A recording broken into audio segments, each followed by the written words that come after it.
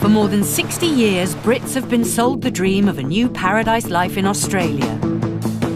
Every year, nearly 30,000 people emigrate there, and many head for the vibrant city of Sydney.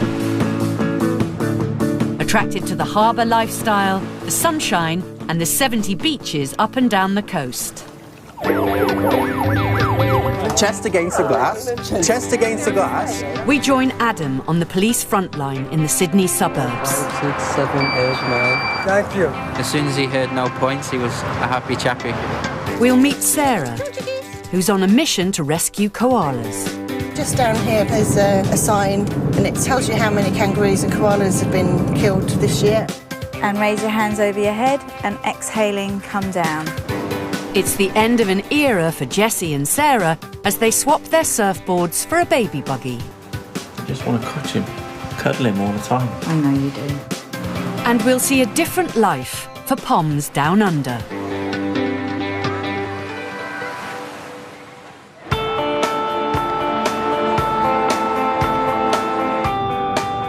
Sydney has a population of 4.5 million, and 5% of these are Poms.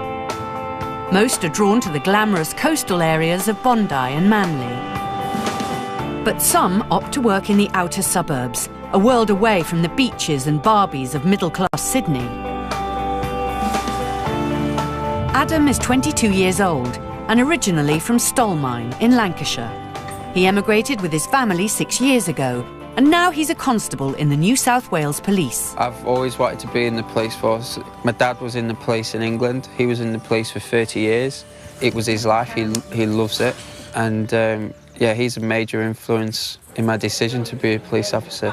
This is just a gun room. This is where we store all the firearms. I'm just loading the gun up for the shift. The Australian police force has been carrying guns since 1894. Does every officer have a gun? Yeah, all police who are out on the road have firearms. Adam joined the police 3 years ago and is now stationed in the southwest suburbs, 50 kilometres outside Sydney. Have you ever used it? No, and I hope I never need to. Crime in Australia is generally lower than the UK. Today, he and his colleagues are patrolling the streets of Macquarie Fields and Ingleburn. I'll ask you now, have you got anything on you that you shouldn't have at all? Adam has stopped 2 men who look suspicious. What's so funny, mate? What are you getting the giggles for? Eh? Nervous giggles or what? The Macquarie Fields area is renowned for being fairly rough. You got a bit of pot on you? You get assaults, domestics, break and enters, all sorts, which is what I love about it, because we've got a massive variety and you could go to anything, something different every day. The charge is just possession of a prohibited drug, being the cannabis, all right? Any questions at all? Can't get it back, can I? No, you can't, unfortunately. For decades, Macquarie Fields has been one of the poorer suburbs of Sydney, and in 2005, the accidental death of 2 youths sparked riots. 7 years on, the crime rate is still above the national average. We're just looking at those guys on the middle of the road over there. To tackle the high crime rate, Adam and his team are on proactive policing. They can stop and search known criminals who are on probation. Just have a quick word with you. Have you got any ID at all? What for? Obviously he's on bail. Have you got any identification? Listen, it's quite simple. Have you got ID or not? No, okay, fantastic. Well, let me see it then, please. Youth crime is a particular problem in the area. This 16-year-old is out on bail for burglary and possessing an offensive weapon. Just turn around and put your chest against the glass, please. Put your chest against the glass. Chest against the glass. Chest against the glass. Chest against the glass. Part your legs. Okay, first warning for offensive language. You swear again, I'll issue an infringement notice. Do you understand that? Why are you staring? With nothing to incriminate him, Adam lets him go. Lovely individuals.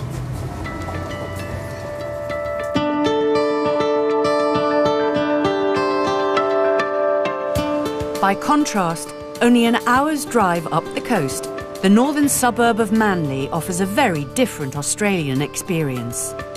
The mix of its cafe culture, perfect beaches and surf makes it a magnet for Poms. Yeah, just come down. I'll probably just meet you on the beach then. 34-year-old Jesse lives with his girlfriend Sarah in Manly. Jesse from Wales arrived 12 years ago. They live 30 seconds from the beach, and there's a good reason for that. When I came to Australia, I had a dream of coming in here. I didn't really care about money or anything. I just wanted to have sunshine, beach, learn how to surf, and just have that sort of lifestyle rather than living in a hustle and bustle in a grey city sort of thing. So for the past 12 years, painter and decorator Jesse has been getting his surfing fix not just once, but 3 times a day. Surfing is a lifestyle. It's a bit of an addiction as well. As soon as you finish anything you're doing during the day, or your chores and stuff, you just can't wait to get in the water. On the inhale, I want you to raise up onto your toes and raise your hands over your head, and exhaling. Sarah, Jesse's partner, is 38 years old and from Hemel Hempstead. Exhale, arch your back slightly. She arrived in Australia 12 years ago and is now one of the thousands of qualified yoga instructors in Sydney. I was just in my day job in London, and I was sat there and I just went, oh my God, life has to be better than this. Like, I cannot cope. And I've never even thought that I wanted to go to Australia, but for some reason I just picked up the phone and booked a flight. Hadn't thought it through. It was a complete spur of the moment thing, and booked a flight for a couple of months' time and then just came. Sarah and Jesse have been living the party life for the last 12 years and met 2 years ago. We met at a friend's birthday party. He comes up to me at the bar and No, he goes, you don't have to tell him that, please. I'm going to come and talk don't. to you later. I was like, okay. Now they are expecting their first baby in a few weeks. This is going to be the nursery. So we've been pretty lucky. We've been given, like, loads of stuff. We were given the cot, so we've not had to spend much money, really, have we? Loads of clothes. Bringing up a child in Australia costs on average £260,000, 30% higher than the UK. But there's one thing that money can't buy, and that's grandparents. They're 10,000 miles away. You know, just that level of support that a lot of people get that we won't have. But, you know, people cope, you know. All our friends have, and I'm sure we will too. There are 200,000 native animal species in Australia, and many of these are marsupials, including the koala bear. Coming in? Come on, chickies. Animal lover Sarah and her husband Chris live in Madawi, 2 hours' drive outside of Sydney. They emigrated 3 years ago from Felixstowe. Whilst Chris works as a paramedic, Sarah looks after their 2 children, Esme and Sam. Good night. Since moving to Australia, Sarah has started to take an interest in koalas. But somewhere just down here by the fire station, there's a sign, and it tells you how many kangaroos and koalas have been killed this year and last year. So there's like the running totals. Sarah's on her way to an important appointment at a koala sanctuary run by Australian-born Helen. She's been rescuing koalas for, I think, the last 20 years. So it's quite apt that she lives in a close called Koala Close. Retired maths teacher Helen is an active member of the Native Animal Trust Fund. You're enjoying that scribbly bark, aren't you? I have to go and get you some more of that. We have 3 problems: cars, dogs and developers. Sarah wants to be a koala rescuer and is meeting Helen to find out about the training. This fellow is called Andy, and he's been in for 3 weeks. He came in, he could not see, he had bad conjunctivitis. So we rescued him, brought him home, and he's just about ready to go into the rehabilitation section now. About 10 days later, he will be able to be released back into the wild again. Sarah will be helping to care for Andy until his release. So for me to become a koala rescuer, I'd have to do some training with Helen and join the trust, the Koala Trust. That's definitely something I'm going to pursue.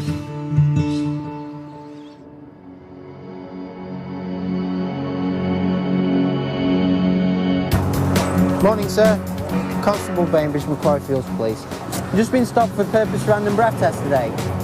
In Macquarie Fields, Adam is back on patrol. You can just count for me, thanks. How many? Just any number. 1, 2. Unlike the UK, random breath tests are routine in Australia. Not a problem.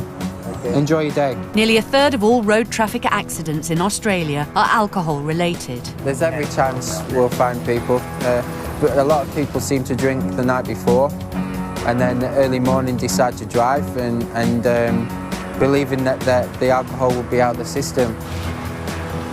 Morning, sir. Have you had any alcohol at all today? Not today, mate. Last night? Yeah, last night. Last night? How much did you have last night? 3 or 4 drinks. Yeah. What time did you finish drinking last night? About 10 o'clock. Oh, you should be fine then, mate. Yeah, all right. You can just count for me, thanks. 1, 2, 3, 4, 5, 6, 7, 8, 9. Thank you. You passed. Well done. Have a good Christmas. Thanks, mate. I've always had a good sense of right and wrong. A lot of it's down to my upbringing.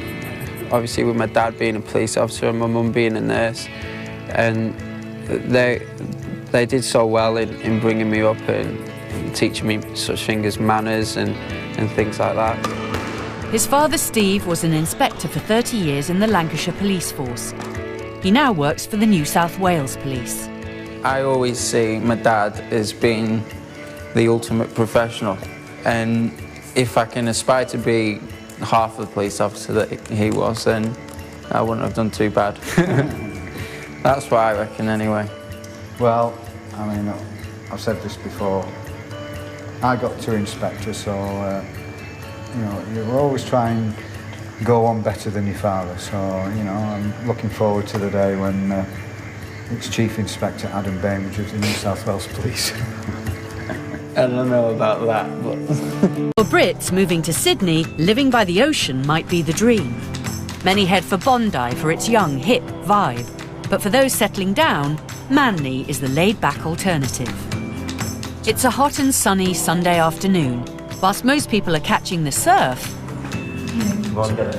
Jessie and Sarah are waiting for the arrival of their baby. Just shout us down when you're down there, hon.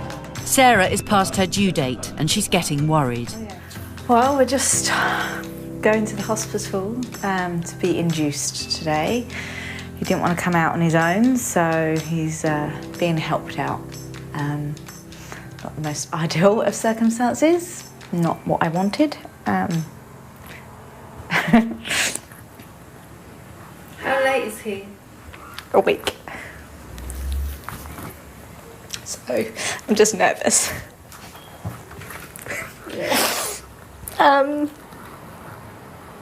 Yeah. It's just not knowing what to expect. Really? Not really. When? Come on, you'll be right. And with all their family on the other side of the world, they've only got each other to rely on.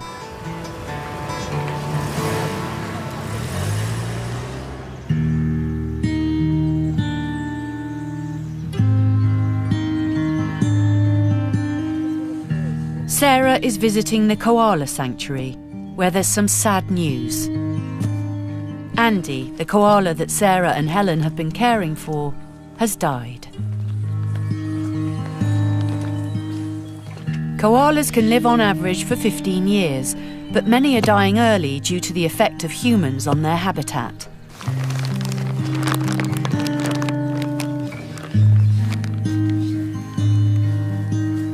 Andy died of complications from bronchitis, and nothing could be done.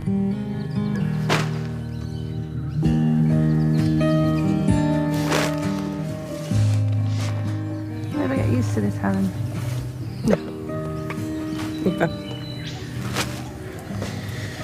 Yes, if I did get used to it, I wouldn't be a very good carer. Because if you're hard, you're not going to be able to look after them. I think if I don't help them, no one else is going to. I don't know. I don't know what makes me continue. Last winter I had 5 die in a row in about 10 days. And I really questioned then whether I wanted to continue. Do you want to be a koala carer? Yeah.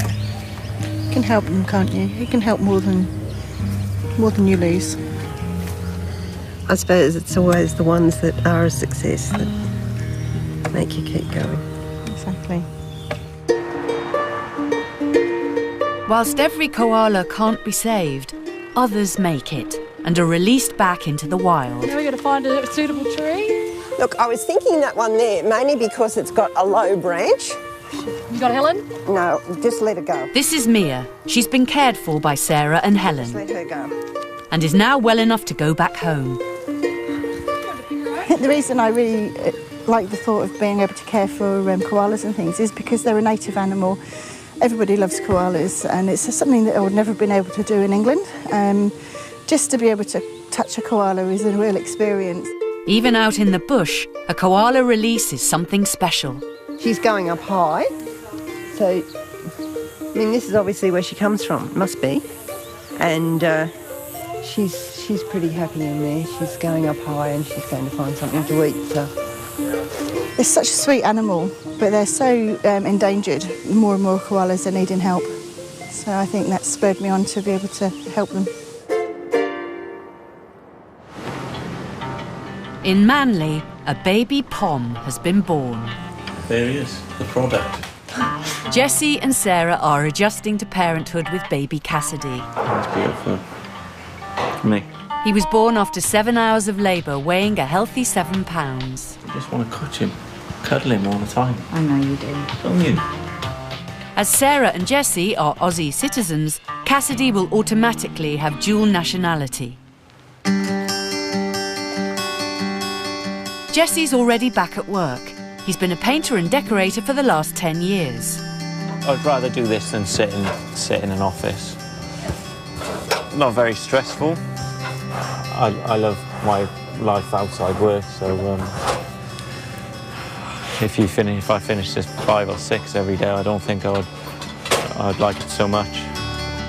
But now, with only one income and a young family, he's starting to re-evaluate his future.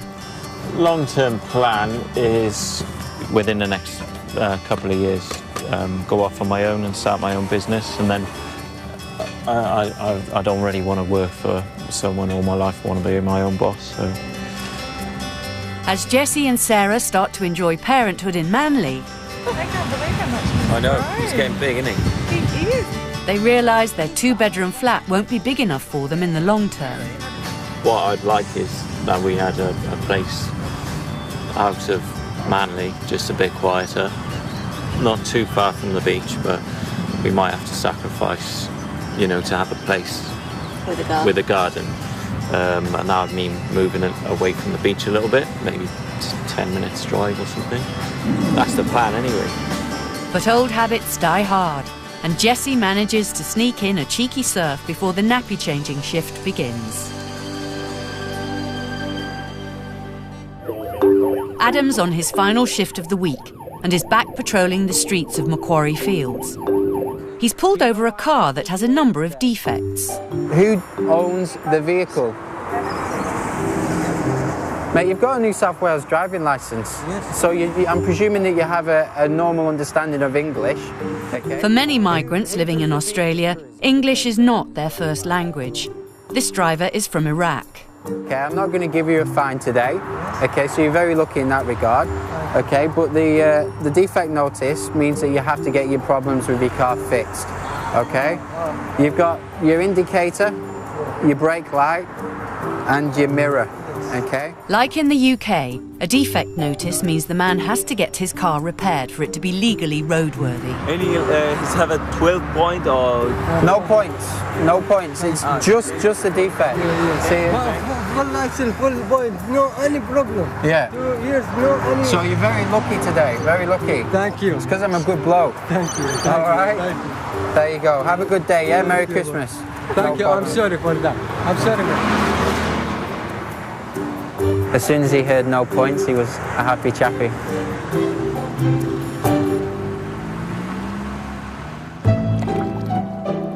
For Adam, a policeman's lot is, in fact, a happy one. Since arriving in Australia, his life has changed beyond recognition. A lot of people do come to Australia to live a laid-back sort of lifestyle, like become surfers and lifeguards and things like that. But I've always wanted to be a police officer. I wanted to be a police officer in England, and nothing changed, regardless of what country I live in.